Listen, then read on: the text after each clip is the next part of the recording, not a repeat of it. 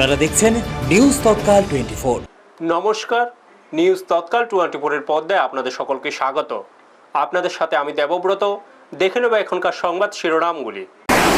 সামান্য বৃষ্টিতে ভেঙে পড়ল নবনির্মিত স্টল, নিম্নমানের কাজের অভিযোগ। বাংলাদেশে আশঙ্কাজনক হারে বাড়ছে হাম রোগের সংক্রমণ। সম্প্রীতির বার্তায় সোনামুড়ায় পালিত ঈদ উল আজহা।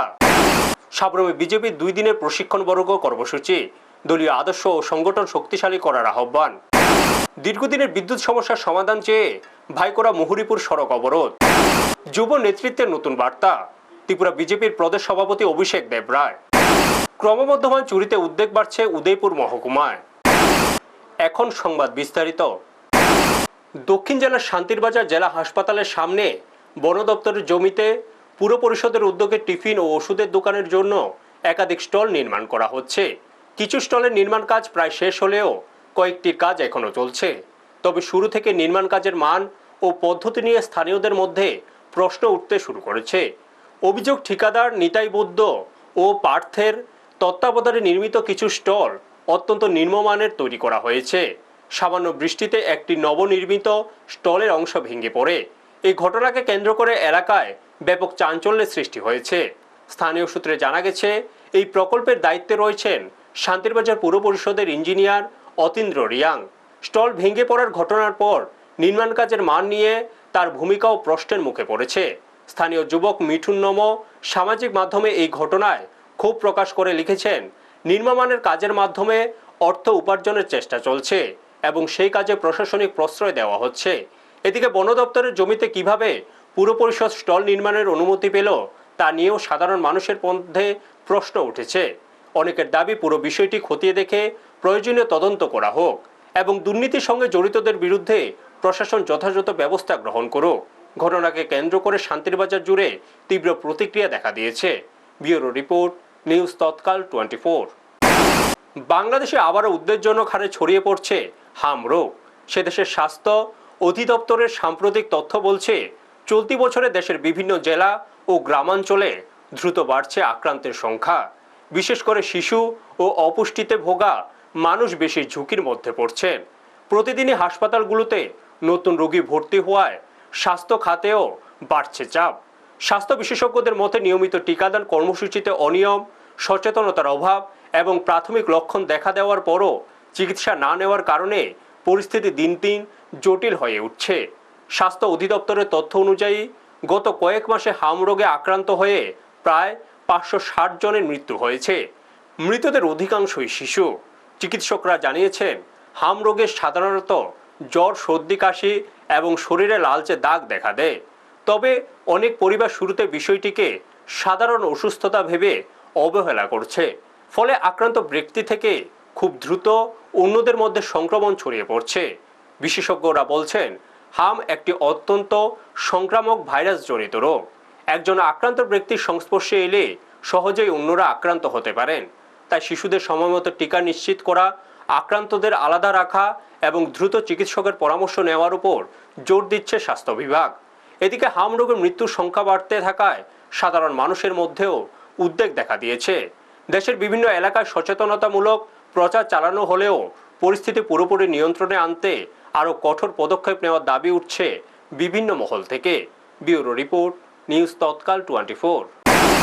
দেশ ও রাজ্যের অন্যান্য স্থানের পাশাপাশি সোনামুড়া মহকুমা জুড়ে পালিত হচ্ছে মুসলিম ধর্মাবলম্বীদের ত্যাগের উৎসব ঈদ উল আজহা। সকাল থেকে মহকুমার প্রতিটি মসজিদ এবং ঈদগাহে ঈদের নামাজ আদায় করতে দেখা যায় মুসলিম ধর্মাবলম্বীদের। বড়দের পাশাপাশি ছোটদেরও দেখা যায় ঈদের নামাজে অংশ নিতে। এদিন নামাজ আদায় করে সমগ্র রাজ্যবাসীকে ঈদের শুভেচ্ছা জ্ঞাপন করেন প্রাক্তন মন্ত্রী তথা বিজেপি সংখ্যালঘু মোর্চার রাজ্য সভাপতি বিল্লাল মিয়া।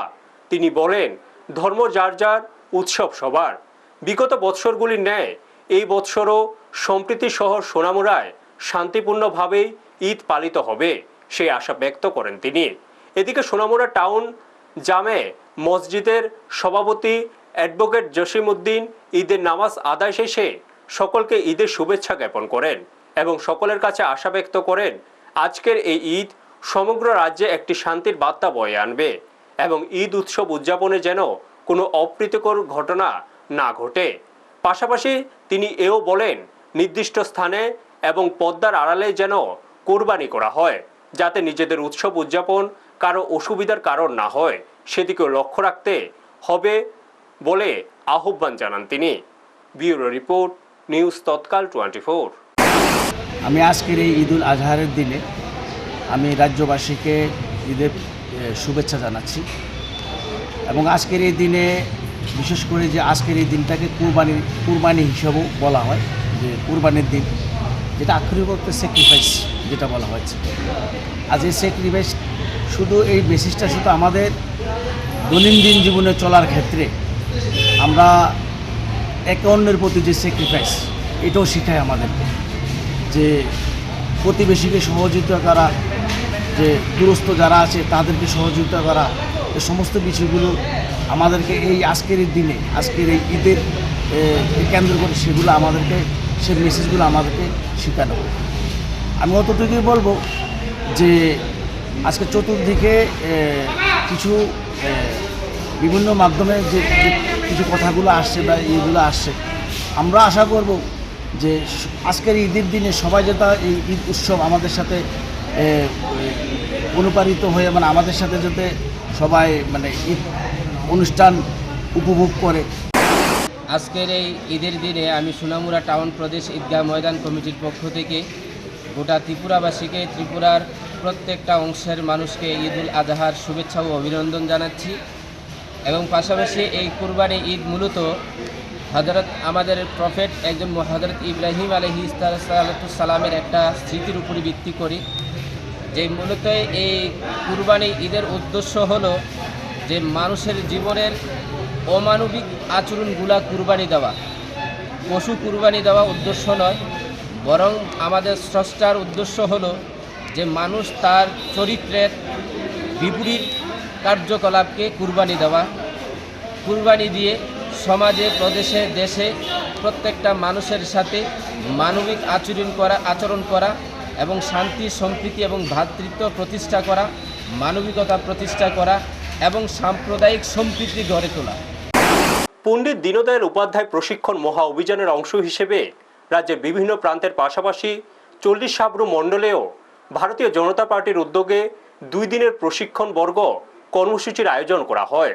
দলীয় সংগঠনকে আরও শক্তিশালী করা, কর্মীদের আদর্শগতভাবে সমৃদ্ধ করা এবং জনসংযোগ বৃদ্ধির লক্ষ্য নিয়ে এই কর্মসূচি অনুষ্ঠিত হয়।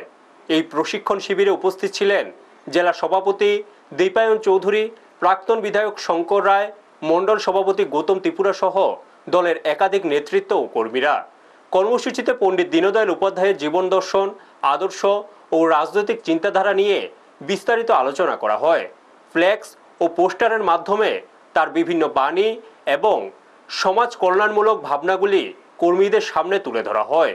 নেতৃত্ববৃন্দ জানান, পণ্ডিত দীনদয়াল উপাধ্যায়ের অন্তোদয় দর্শনকে সামনে রেখেই ভারতীয় জনতা পার্টি সাধারণ মানুষের কল্যাণে কাজ করে চলেছে। সমাজের শেষ প্রান্তে থাকা মানুষের উন্নয়নই দলের মূল লক্ষ্য বলেও উল্লেখ করা হয়। এদিন বক্তব্য রাখতে গিয়ে প্রাক্তন বিধায়ক শঙ্কর রায় বলেন, সর্বধর্ম সমভাব এবং সকল মানুষকে সমান চোখে দেখায় ভারতীয় জনতা পার্টির মূল সংস্কার। ধর্ম, বর্ণ বা জাতি নয়, দেশের প্রতিটি মানুষ সমান মর্যাদার অধিকারী। তিনি আরও বলেন, কর্মীদের মানুষের পাশে থেকে কাজ করতে হবে এবং সরকারের জনমুখী প্রকল্পগুলি সাধারণ মানুষের কাছে পৌঁছে দিতে হবে। প্রশিক্ষণ কর্মসূচিতে উপস্থিত কর্মীদের মধ্যে ব্যাপক উৎসাহ লক্ষ্য করা যায়। নেতৃত্ববৃন্দের মতে দলীয় আদর্শ ও সংগঠনকে আরও মজবুত করতে ভবিষ্যতেও এই ধরনের প্রশিক্ষণ শিবির গুরুত্বপূর্ণ ভূমিকা পালন করবে। ব্যুরো রিপোর্ট, নিউজ তৎকাল 24। শান্তিরবাজার মহকুমার ভাইকোড়া থানাধীন মগপাড়ায় দীর্ঘদিন বিদ্যুৎ পরিষেবার সমস্যাকে কেন্দ্র করে বৃহস্পতিবার স্থানীয় বাসিন্দারা ভাইকোড়া থেকে মহুরীপুর যাতায়াতের রাস্তা অবরোধ করেন। এতে এলাকায় উত্তেজনা ও সাধারণ মানুষের দুর্ভোগ তৈরি হয়। শান্তিরবাজারের আমাদের প্রতিনিধি বীর বাহাদুর ত্রিপুরা জানান, ভাইকোড়ার পশ্চিম চরকপাই মগপাড়ায় দীর্ঘদিন ধরে বিদ্যুৎ পরিষেবা ব্যাহত হচ্ছে। গত 3 দিন ধরে এলাকাটি সম্পূর্ণ বিদ্যুৎবিহীন অবস্থায় রয়েছে। স্থানীয়দের অভিযোগ, বহু বছর ধরে ট্রান্সফরমার সমস্যার কারণে নিয়মিত বিদ্যুৎ সরবরাহ বিঘ্নিত হচ্ছে। বাসিন্দাদের দাবি, বিষয়টি একাধিকবার বিদ্যুৎ দপ্তরকে জানানো হলেও কোনো কার্যকর ব্যবস্থা নেওয়া হয়নি। দপ্তরের পক্ষ থেকে প্রায়ই বলা হয় এলাকাবাসীর একটি অংশ নিয়মিত বিদ্যুৎ বিল পরিশোধ করেন না, যার কারণে সমস্যা তৈরি হচ্ছে। তবে স্থানীয়দের বক্তব্য, অনেকে নিয়মিত বিল পরিশোধ করলেও তারাও এই ভোগান্তির শিকার হচ্ছেন।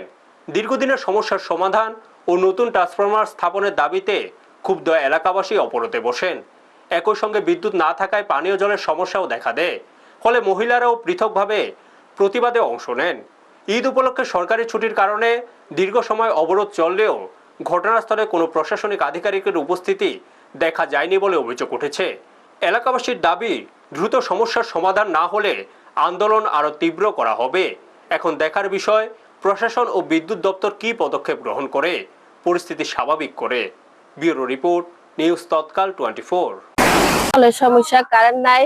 আজকে 4 দিন পর্যন্ত আমরা পাড়াতে কারেন্ট নাই। আমরা সব সময় জলের সমস্যা লই আমরা আছি। সকালে 7টা থেকে আমরা আন্দোলনে বসছি, এখন পর্যন্ত কোনো লোক আইছে না। শুধু পুলিশ আইছে, পুলিশ আইয়ে তারা তো কোনো কাজ নাই, তারা আবার গেছে গা। অফিস থেকে কোনো লোক আইছে না। আপনারা কি কেউ কি জানাছেন এই বিষয়টা? জানানি হয়েছে, তারা এখনো পর্যন্ত কেউ আসে না, কেউ আইছে না। এখন আপনারা কি চাই? আমরা আন্দোলন করি আর আমরা কারেন্ট দল লাগবো। এতক্ষণ পর্যন্ত আমরা বইয়া রয়েছি, কারেন্ট নাই, জলের সমস্যা, আমরা সমস্যাটা মিটাই দল লাগবে। আজকে 1 বছর আগে থেকে একটা ট্রান্সমিটার খারাপ হইতেছে। আমরা লিখিত দেওয়া হয়েছে, 2-3 বার দেওয়া হয়েছে, আমরা দেওয়া হয়েছে 10-12 জন করে। তারা আইব কইয়া আয় না। আজকে 4-5 দিন আছে, পুরো ট্রান্সমিটার ড্যামেজ হয়ে গেছে। তারা নিজেরাই কৃষি এখন এই ট্রান্সমিটার ড্যামেজ হলে এটার দায়িত্ব আমরা না।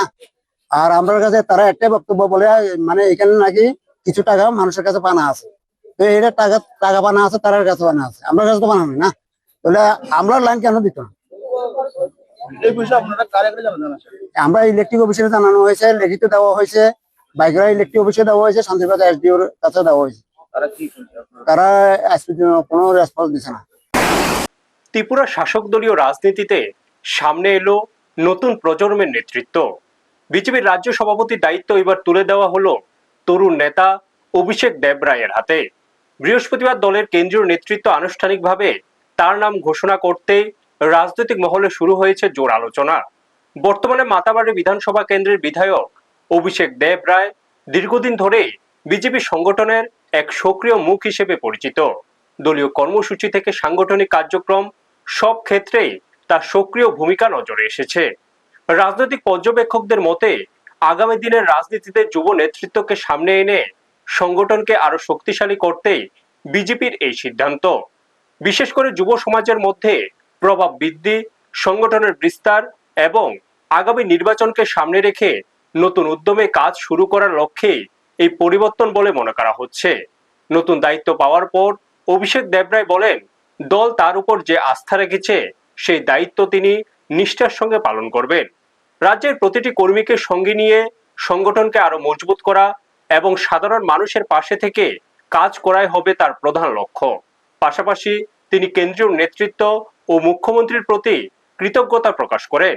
এদিকে মুখ্যমন্ত্রী ডক্টর মানিক সাহা নতুন রাজ্য সভাপতিকে শুভেচ্ছা জানিয়ে বলেন, অভিষেক দেবরায়ের নেতৃত্বে ত্রিপুরা বিজেপি আরো সুসংগঠিত ও শক্তিশালী হবে।